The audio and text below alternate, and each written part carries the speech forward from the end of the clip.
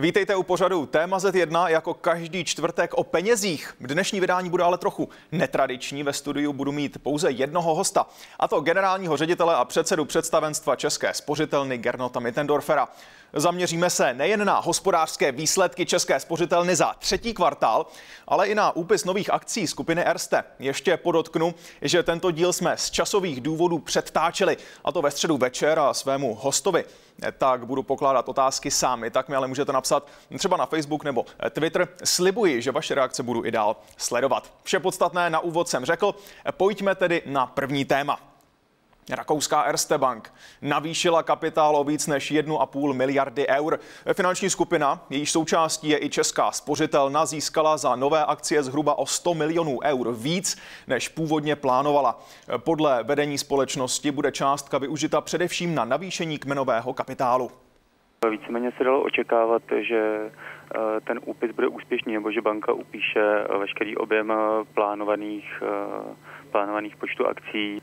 To, že byl přeupsán hlavně v té veřejné nabídce, tak bych považoval za úspěch a naznačuje to, že se investorům vrací v důvěra vůbec v celý bankovní sektor v regionu střední a východní Evropy. A ve studiu je generální ředitel a předseda představenstva České spořitelny Gernot Mittendorfer. Mr. Mittendorfer, welcome. Thank you very much. Good evening. And let's talk about the new capital that Erste Group just issued. Are you satisfied with the results? For sure we are satisfied with the results because we could close the transaction at 29 euros per share. It was a net market transaction and the interest from existing shareholders was more than 60%, and the issuance was closed one day earlier than originally planned because of the high interest of the investors, so we are pretty much satisfied with the results. This particular issue or offering was actually similar in the amount to the previous participation capital that you issued, and that was this year, if I'm correct? Yes, that was this year. And part of it, and I would say most of it, was subscribed actually by the Republic of Austria. Was that restrictive from your standpoint? It was not restrictive from our standpoint, but Erste was in the spring of this year in a position to place of 30% of this participation capital with private investors, and this was at that time a pretty big success as well. And we see from the current transaction that we've just recently finished that the business model of the group is confirmed and is working very well and is accepted by the investors. Still, isn't the state sort of sticking its nose in your operations, perhaps? There are no strings attached to the state capital from the Republic of Austria, and there are no restrictions on dividend payments. There's no word of the state in the terms of business strategy. This is not hindering the group in any way. Are you planning to repay this amount or maybe a part of it? Definitely not the part for the private investors, because the private investors were investing for 5 years with an 8% coupon, and just this week the Austrian government issued a law that allows an early repayment of the state capital. In the original setup was intended that the capital stays 5 years with the bank. When we look at the current level of capital, is it enough, or are you planning to increase it perhaps in the foreseeable future? The purpose of this current transaction was basically to bring the group to our target core Tier 1 ratio. We believe that the 7.5% as a Tier 1 ratio is absolutely appropriate for the business model the group is having, and it fits to a retail bank. And we think the group is well capitalized right now, and there are no plans in the current environment to issue new capital. When I look at some of your competitors, for example, KBC, which is just now in the news, is planning to put 30 to 40% of its equity on the market. In particular, I'm talking about the CSOB, the Czech division owned by KBC. And also the KBC decided to sell some of its assets, some of its subsidiaries. Is that something that you were considering also? No, that was never the intention, and that was never the plan. The reason why the group was increasing its capital is basically to support the economies of all the countries where the group is active, and the markets were requiring different capital levels, and the group has now reflected through these two transactions the new standards in the market, and we think we are appropriately and well positioned, and there were never plans to sell anything, and there are no current plans to exit any of the markets where the group is active. I will go back to what you actually mentioned, which is the share price that was 29 euros.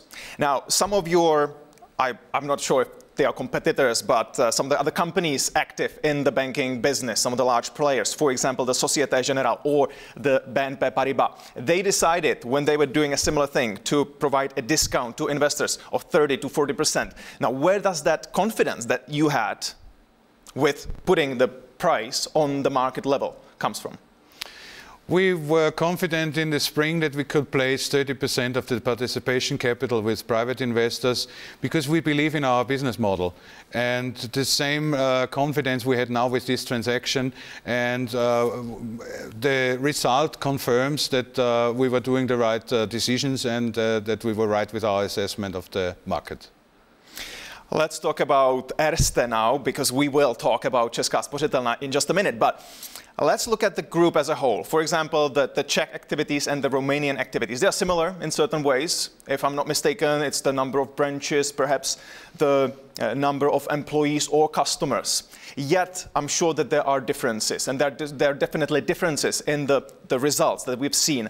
So where do you see those differences, and why do you think that we see different developments? Basically, if you look at the two countries were differently impacted by the current economic crisis. The Czech Republic was a relatively stable country and was not that much impacted, and Romania was much more impacted and had to be basically secured by IMF funding, which had a tremendous negative impact on the overall economic situation, and this is reflected in the bank results as well. So if you look currently at the group, we have countries that are very well developing, and we have countries that are where the banks and the economy is more hit by the current recession and by the current economic crisis. Yet, when we look at the group as a whole, the operating profits went up, yet the net profits slightly decreased. Now, why is that? Basically, the group was very successful in increasing the operating profit, and the third quarter showed for the first time €1 billion in operated profit, €1 billion in operating profit. This is basically coming from a positive development on the income side, and mainly interest income and trading income. And on the other hand, the group was very successful in managing the cost base, and we could keep the costs under control, showing a decreasing trend on the cost side. So this was were the core elements and the core features of the record operating result. And on the other hand, we have seen higher risk costs in the last 3 quarters, which is a reflection of the current economic environment. But the positive thing is that the NPLs, the non-performing loans, the growth was slowing down in the third quarter.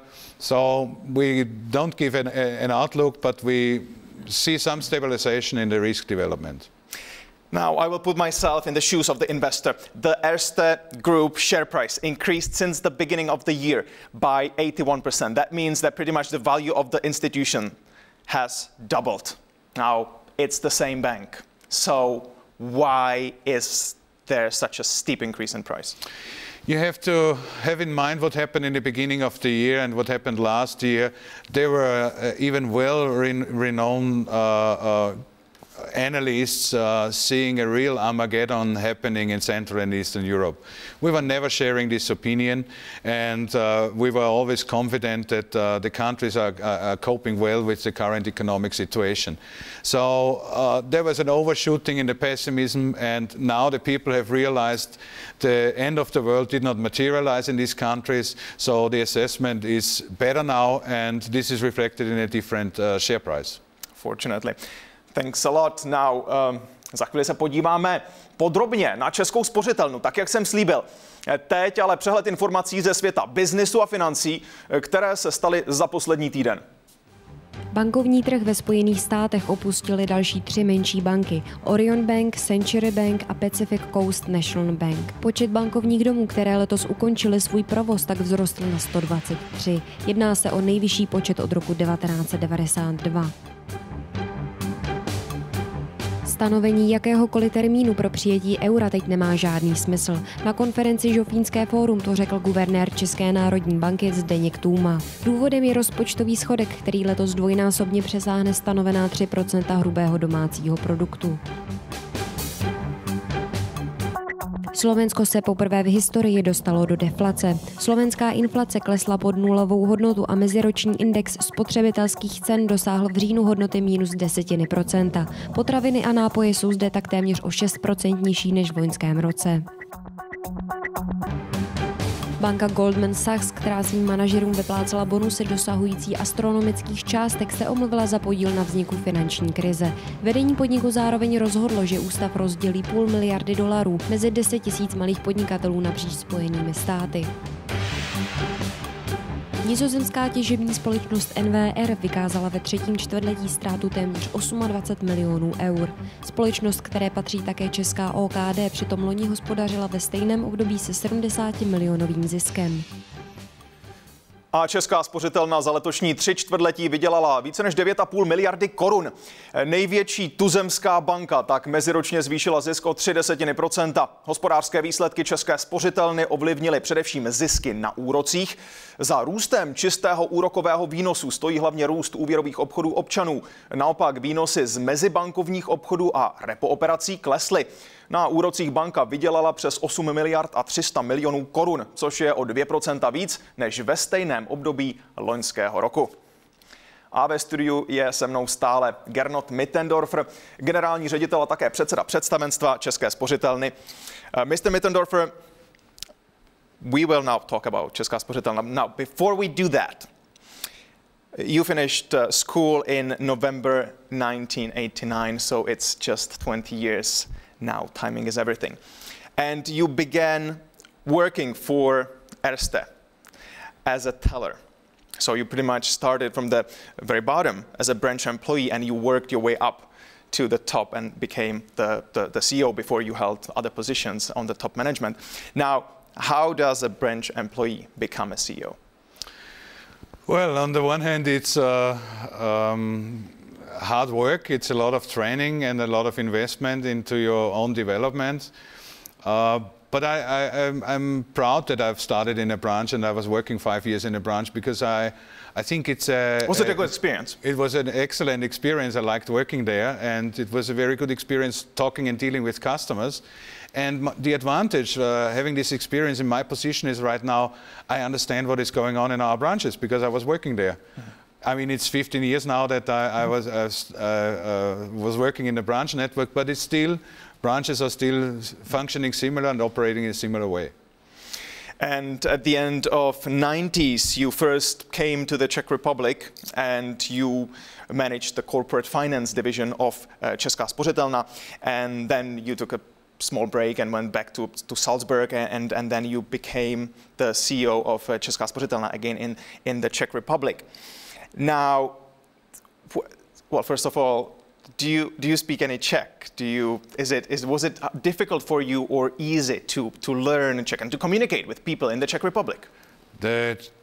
Český jazyk je velmi těžký jazyk. Jo. Oh, that's excellent. I mean, we could have had this conversation in Czech. Not really at that speed, but I was learning the Czech language, and it's extremely difficult language, I have to say. And your accent is perfect. Yeah, it's an Austrian accent. But I had every week 2 hours of language training, and I'm trying to talk to the people in our branch network in Czech, and I'm trying my best, but it's still not enough, and I'm still not happy with my level of language knowledge. Is there something particular that you like about the Czech Republic, or is it, let's be honest here, just a very prestigious job to have within the group to be the head of the big operations such as Česká spořitelna?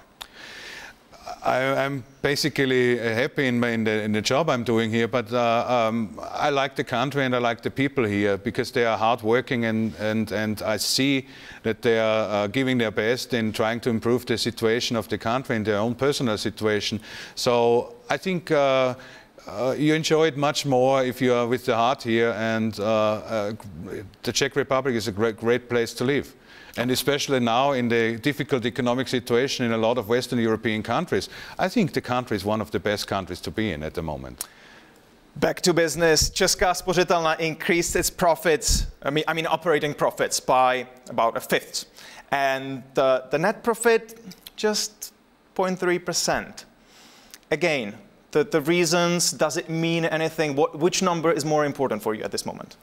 Both numbers are important for us. The operating result we've achieved by growing our income and managing our cost base. Basically, we were decreasing our cost base, and the net profit remained basically the same, and the impact is just simply higher risk costs, which is a normal development in the current economic environment. And a bank with our business model, a retail bank that is dealing with small and medium-sized customers, should be a stable provider of financing even in difficult times, and you are with your customers in the good times and you are suffering with your customers in the bad times. That's the reason why we have higher risk costs.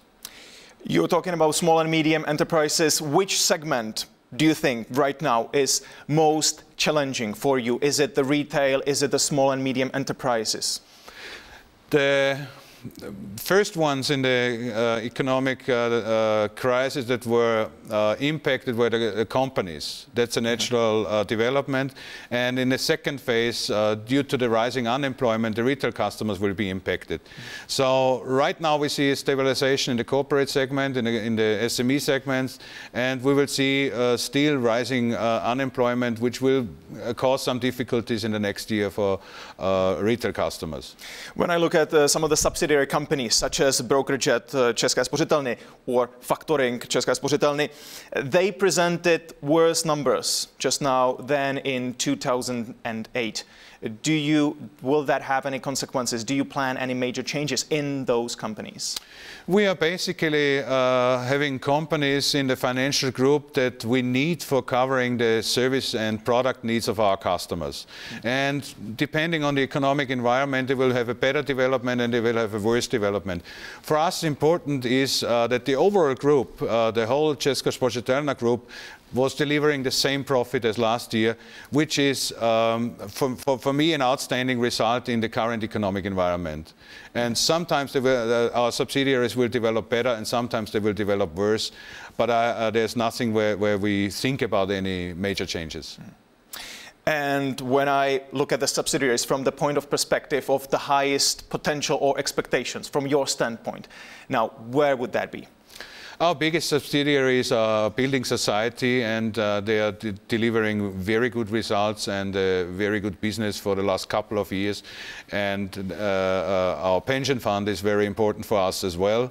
So these are the biggest subsidiaries, but I don't want to put them in a certain ranking. All of our subsidiaries are delivering products that we think that our customers appreciate if we have them in our offer.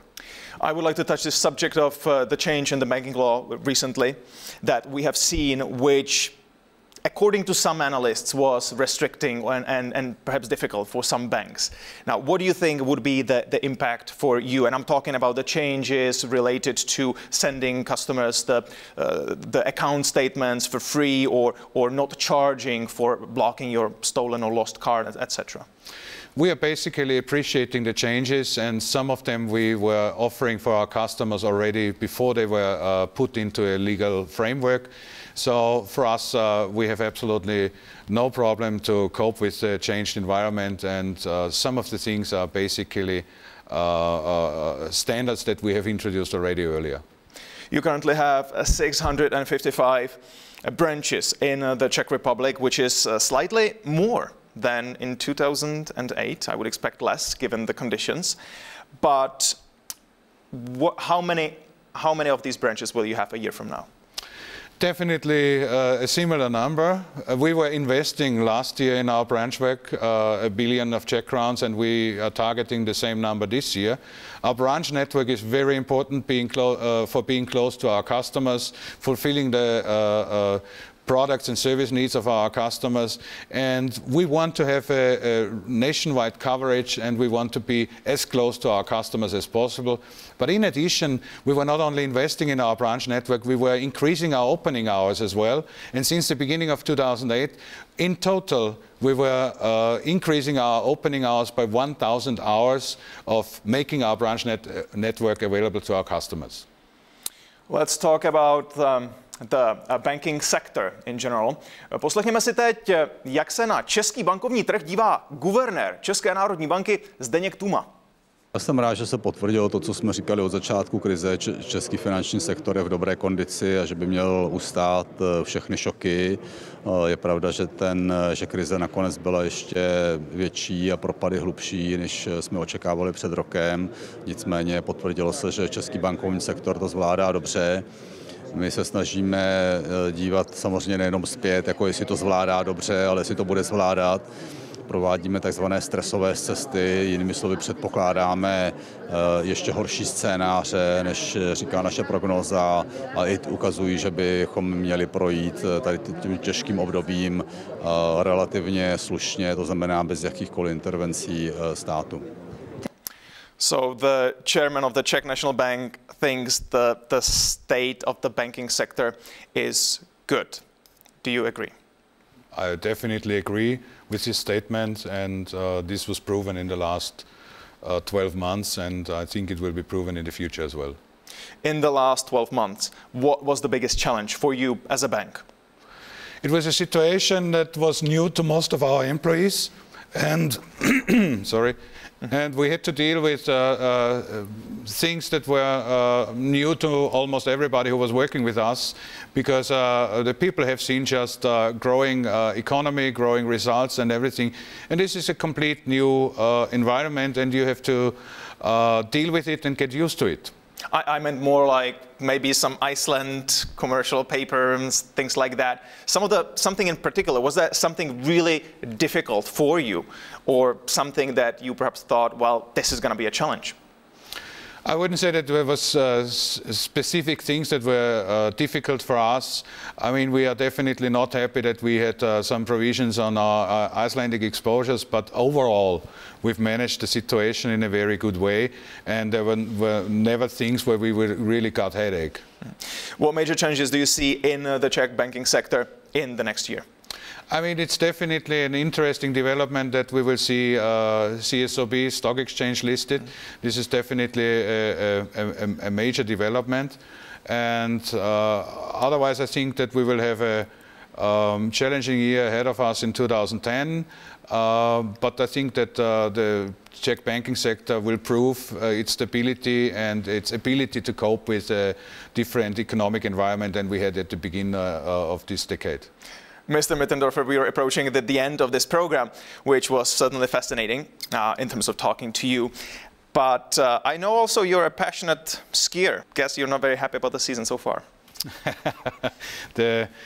First of all, the season started already in Austria a couple of weeks ago, but now the weather is not supporting it. That's what I thought. But we have some higher skiing resorts where people are skiing right now.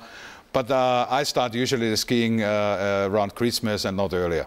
Where will you be during Christmas? In the Salzburg area, because there my daughter has a preferred skiing area, and she's now still dictating where we are going for skiing. Mr. Mittendorfer, thank you very much. Thank you very much. Tolik tedy dnešní téma Z1 o financích. Napsat mi můžete i na facebook.com/zika.cz nebo na Twitter.